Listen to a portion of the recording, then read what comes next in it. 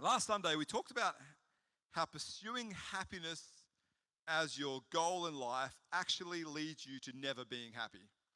When happiness is your goal, you never find it. When life is all about you, you'll find you are never enough. There's not enough of us to fill ourselves. Happiness and purpose in life are results of following Jesus. And when we make following Jesus the goal of our life, we'll find happiness is a result of that, and purpose is a result of that. When we live like Jesus lives and focus on others, not just ourselves, we'll find purpose and happiness come with that. And this week we're going to kind of continue on, it's a similar line of thought in a different area, but similar line of thought.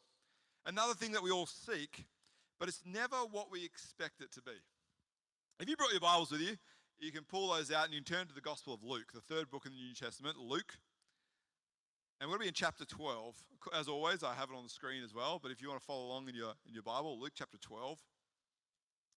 And it's good you can see it right in front of you there, because sometimes it's a bit faded back here. I'm sorry, it's not the greatest quality. But Luke chapter 12, starting in verse 1, then we're going to drop down. But we're going to be in Luke 12 for this morning. But Luke chapter 12, verse 1, it says, when thousands of the crowd were assembled so as to trample on one another. Let's just set the scene here. We've got a crowd of many thousands that are gathered to listen to Jesus. They came to see miracles, to check this guy out. They've heard so much about him. His fame spread throughout the place.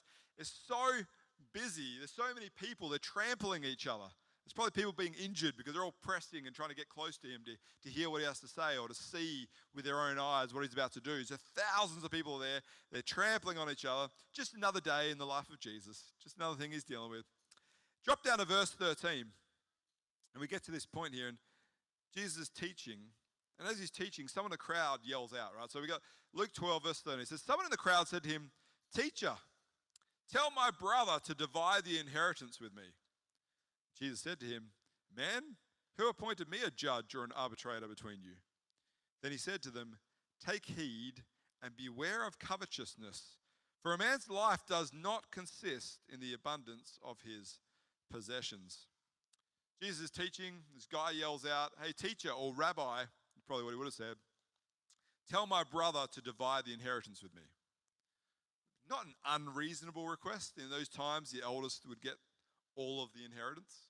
And so obviously this brother's like, "Hey, tell him to give me some. Like, this is a bit unfair.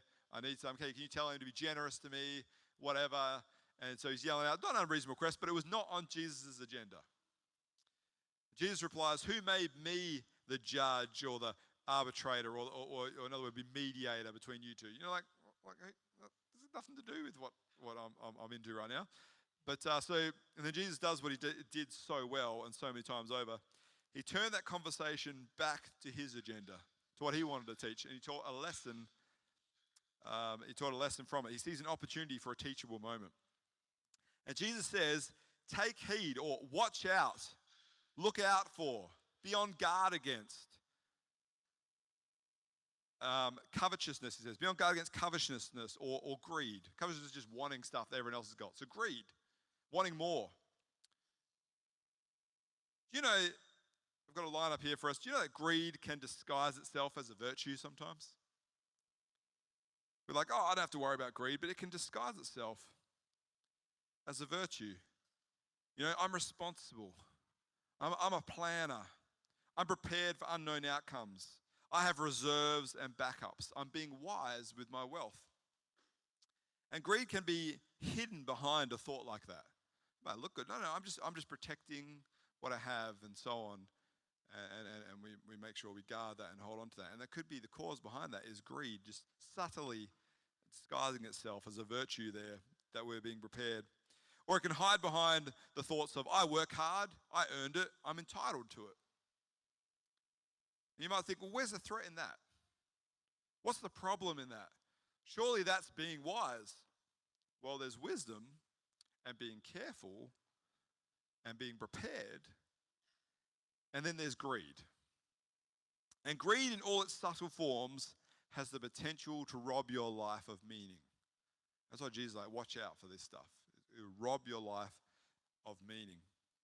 Greed makes our life a stagnant pond and not a flowing river.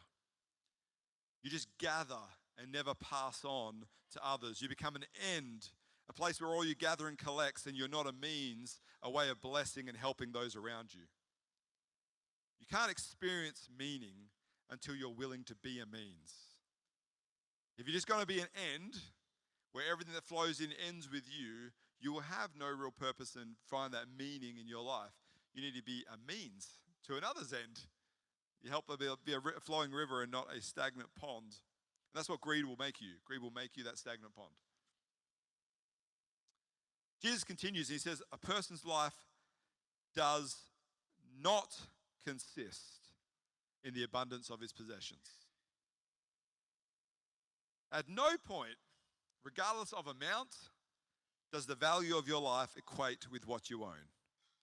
We might be fooled into thinking that at times, but it's not true. Jesus is saying, watch out how you live and respond. Look at how you guard your time and assets. Think about it. If you're a carjacker, let's go out there, you go out there, we left today and you're at the license, someone carjacks you and they've got a knife to your throat or a gun or something like that. Like, who here is saying, nah, I'm not giving up my car, shoot me? Now, that's all of a sudden you realize, my life is worth more than my car.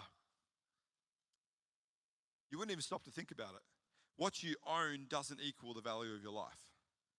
Life and stuff are in two different categories. However, greed fools us into thinking the opposite is true. Greed says life does consist in an abundance of possessions. How prestigious you are, how valuable you are, equates to your collection of stuff and wealth. Greed has the power to rob you while it enriches you. Jesus shares a parable or shares a story with the crowd that day as he continues back in Luke 12 and from verse 16 to 20 we're going to read. He tells them this parable, or it's just a story with an underlying principle he's trying to bring out. He says, and he told them a parable to them saying, the land of a rich man produced plentifully. And he thought to himself, what shall I do? For I have no room to store my crops. Then he said, this I will do. I will pull down my barns and build greater ones, and there I will store all my grain and my goods. And we might be thinking, well, that's clever. Good idea. Give yourself more storage capacity. Makes sense. And I will say to my soul, soul, you have many goods laid up for many years. Take rest, eat, drink, and be merry. But God said to him, you fool, this night your soul will be required of you. Then whose will those things be which you have provided? Now, you might go, well, it's a bit harsh. Like, surely this guy's just preparing well. He's being a good steward of his assets. But that's not at all what we see when we look into this. First of all, this man had extra. He was already rich. It says a certain land of a rich man. This guy already had plenty. He had extra. And now he has extra. Reserves on top of his reserves. What shall he do with it all? And he saw it as a problem. He saw it as a problem, which was actually an opportunity. Greed is subtle. He could have blessed others, but instead he sees it as a problem to fix. How can I store all this extra? How can I secure all this stuff? This man had this thought process that if it comes to me, it's mine. It's for me. It's for me to consume when I need it and when I want it. It's mine. And who knows when I might need it? But it's mine. So it's for me. He saves it now to consume it later. And we saw that in verse 16. It says he was already rich. It says there, the land of a rich man produced plentifully. The guy's already wealthy. He's already got plenty. But the greed tells him to keep it all for himself. He became an end, not a means to bless others or to help others. And so we see in verse 19, God says, he says to himself, he says, I will say to my soul, you have many goods laid up for many years. And there's the lie. There's the lie. Since I have a lot of grain, I have a lot of wealth, I have a lot of life. Stuff equals life and stuff equals time. I've got all the time in the world because I have all the stuff in the world, and it's a lie. Don't believe it. Jesus' crowd would have been envious, just like you and me. Like, oh, that would be nice. Wouldn't that be nice not to have to worry about where tomorrow's meal's coming from? Wouldn't that be nice to have so much in store you can retire early and just relax, not have to worry about anything for the rest of your life? It's a good problem to have. Yeah, give me that problem. You know, like they would have been thinking that just like you and I would think. You know, you're loaded and now you can retire and enjoy your time. But this is a parable, and Jesus has a point to prove about, or point to make, about the deception of greed. It will fill your schedule, it'll fill your ego, it'll fill your bank account, but while it's filling those, it can rob you at the same time. It's kind of another paradox. Like I mentioned last week, we talked about some of the paradoxes of Jesus last week, and here's another one. In our attempt to be full, we become empty. And God says to him, "You fool." But wasn't he being wise? He's storing up for the future. Jesus says, no. The man presumed on the future and missed his opportunity. He was a fool because he was owned by what he owned. He wasn't on guard against the subtleness of greed. Instead of more stuff equals more time and more life, Jesus brings home the point that who will get those things that you've provided for yourself? You've done well. Look at all this wealth you've got. And who's going to get these things? And the answer is somebody else. And not because he was generous, but because he's dead. More stuff doesn't equal more time or more life. It's all left behind. Then comes the heavy line that Jesus drops on us to finish the story, to finish bringing home his teaching in verse 21. This example he gives, he says, "So is he who stores up treasures for himself and is not rich toward God." We're all about ourselves and not rich towards God. We're just like this guy. We're greedy, selfish, in it for ourselves, and we'll find that when we think we've got what we need, it won't give us more time, it won't give us more life. We'll be left without it. Somebody else will get it. There was nothing to show for this guy because it was all about him. It's the loss of stuff and the opportunity to have done something with it. Whoever stores up treasures for themselves, they are so consumed with themselves that they plan to consume everything for themselves. These people are tricked into living as an end rather than serving as a means. They store up treasure for themselves and are not rich toward God.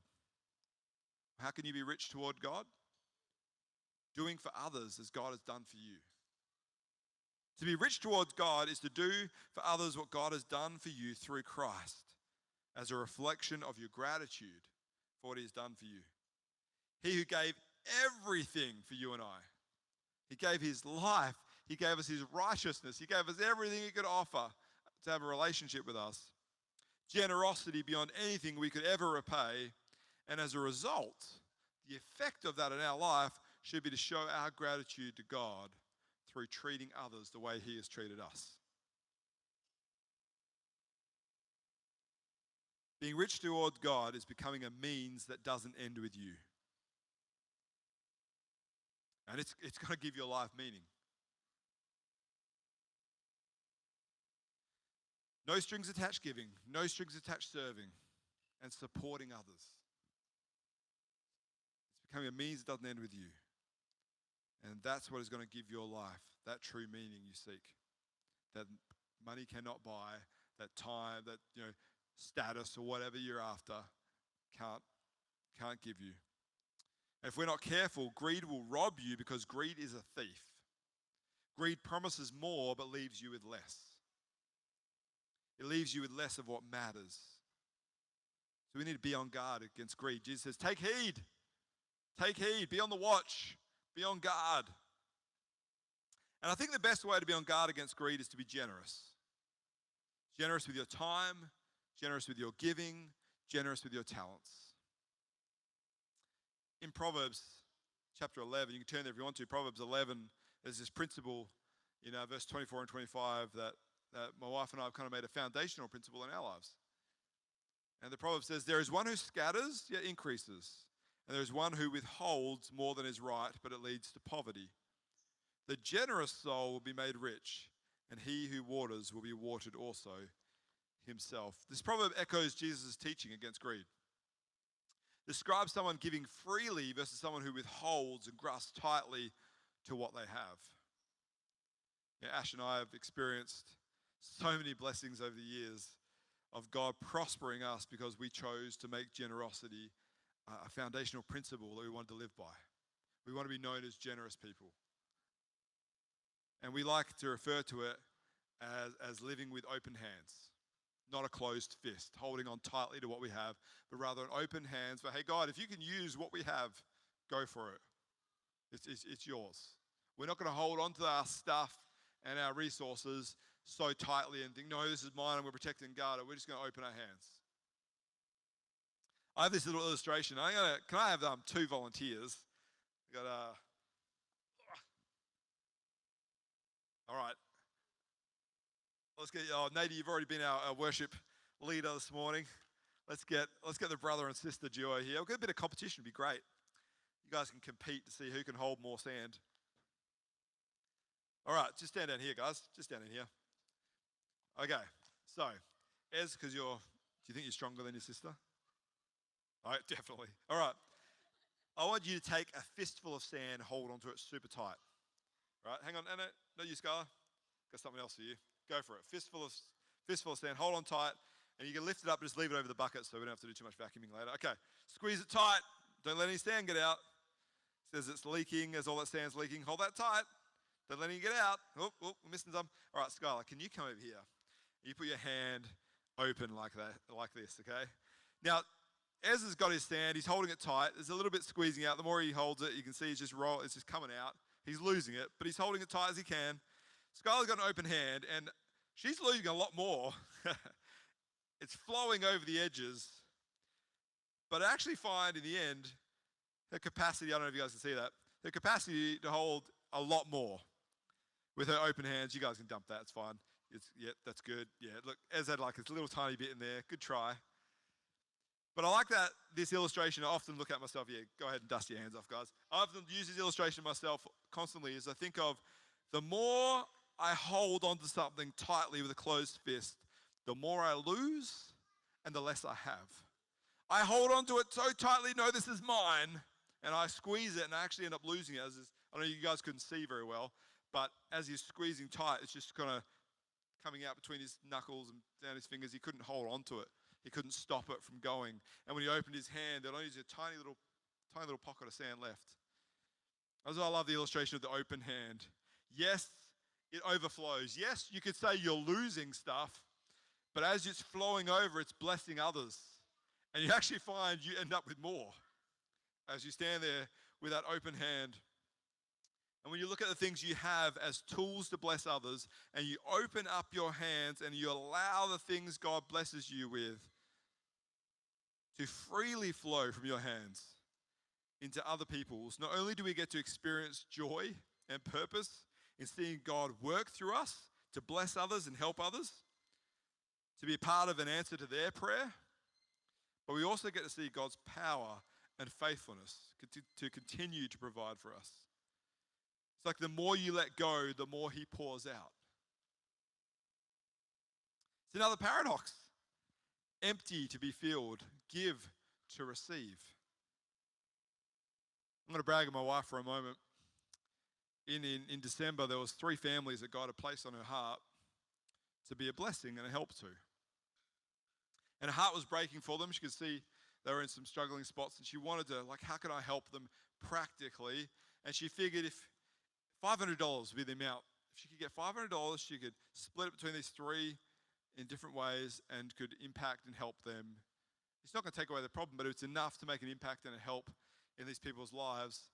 And she thought, so that's what she thought, and so that's what the amount she wanted. And we didn't have that money available, so she prayed. She prayed, God, would you give me $500 and I might help these families? And do you know what?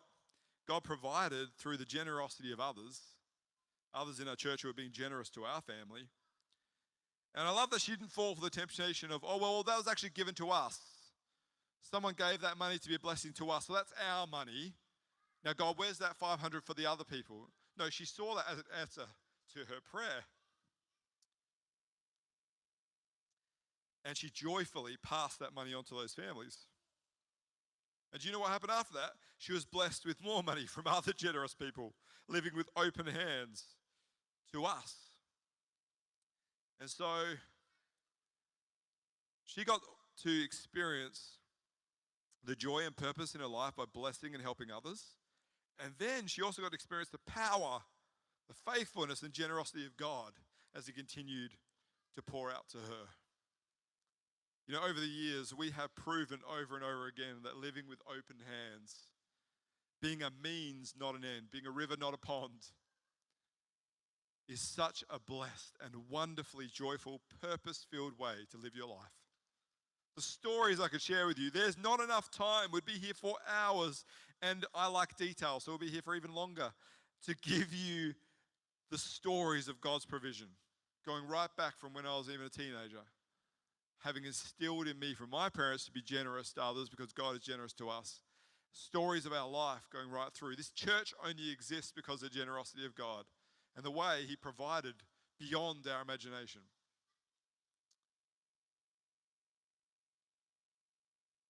Greed says the value of your life will be determined by how much stuff you have. Generosity says the value of your life will be determined by how much of it was given away, how much you helped others. The power of being a means to an end is incredible, especially and most importantly when the end you're pointing people to is Jesus, the one who gives people true meaning and purpose in life, and this life and the next, should I say. The one who gave His all for them to have a relationship with them. The one who was so generous to you and I and to everyone else around us because He loves us that much. And He pours out His grace upon us. And He wants a relationship with us. And He wants to rescue us from the penalty of sin. And He wants to give us a home in heaven, yes, but to live with us in this life as well in the next, empowering us, helping us, giving us the joy and purpose right now. Before we go this morning, let me ask you, are you currently giving a portion of your life to something beyond you that doesn't benefit you? Maybe it's your talents, your time, maybe it's your resources, your assets you have, whatever it is. Are you giving a part of your life to something beyond you that doesn't benefit you? Are you living with open hands or are you living with a closed fist? This is mine. And if I can get more, I'll grab more. But don't expect me to give anything away. How can we be generous just like our Heavenly Father has been and continues to be generous to us? Think open hands, not closed fist. Think flowing river, not stagnant pond. Think I want to be a means, not an end. This is how God blesses and helps me. How can I bless and help others? And that is being rich to God. And that is the God rewards and blesses people who are rich to Him because He can't have you out giving Him. He's the most generous God in the world. He's the only God. He's the most generous one you will ever know and ever meet. And He won't let you outgive Him. As you're rich towards God, He is rich towards you. He loves that heart because it's a heart like His of being generous to others. I'm going to ask if we stand together. We're going to sing a song in a minute. So Jemima and Nate will come on up. And we're going to sing about magnifying our incredible God and how He's so worth it. But before we do, let's go to the Lord in prayer to help us. I pray, God, that as we go out today, that You help just continue to grow our heart to be like Yours. To see how we can love others like You love us. To see how we can give to others the way You give to us. And help us, Lord, to be people who live with open hands, not closed fists. To be on guard against that subtleness of greed, because greed can change so much in our lives, change our outlook and how we can live like You. It just creeps in there if we're not on guard and cause damage. And even though it promises to enrich us, it'll actually rob us. It'll rob us of our joy, it'll rob us of our purpose. We want to be purpose-filled, joy-filled lives that point people to You, God. So I pray You help us as we go today. And I just want to thank you for who you are. And I pray, Lord, as we lift up your name, we thank you for all that you've done for us. You'll receive that praise and that glory, we ask.